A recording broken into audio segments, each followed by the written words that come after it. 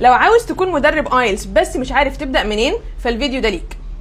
احنا بنقدم لك كورس How to Teach IELTS Crash Course. في الكورس ده بنقدم لك كورس مصغر ومكثف، وفيه هتتعلم ازاي تدرس المهارات الاربعه للايلتس اللي هم listening, speaking, writing وreading. وكمان هتتعلم معانا التقييم، ازاي اقيم الطالب بتاعي في السبيكينج وفي الرايتنج سواء اكاديميك او جنرال تريننج، سواء تاسك 1 او تاسك 2، وايه هي معايير التقييم اللي بناء عليها اقدر اقول ان الكانديديت ده هيجيب بان 6 او الكانديديت ده يجيب بان 7. كل ده هنتعلمه مع بعض في الكورس بتاعنا. الكورس ان شاء الله هيبدأ الاسبوع الجاي، والمفاجأة ان الكورس اول حاجة هيكون ليه شهادة معتمدة من ويستمنستر كوليدج لندن، وتاني حاجة عاملين خصم كبير جدا لاول راوند معانا. فلو عاوز تلحق الخصم وعاوز تبدأ معانا رحلتك في تدريب الايلتس وتبدأ كورس الايلتس الخاص بيك، سواء هتدي برايفت كورسز او هتدي جروبس او whatever، اشترك معانا واكتب تم وهنبعت لك كل التفاصيل.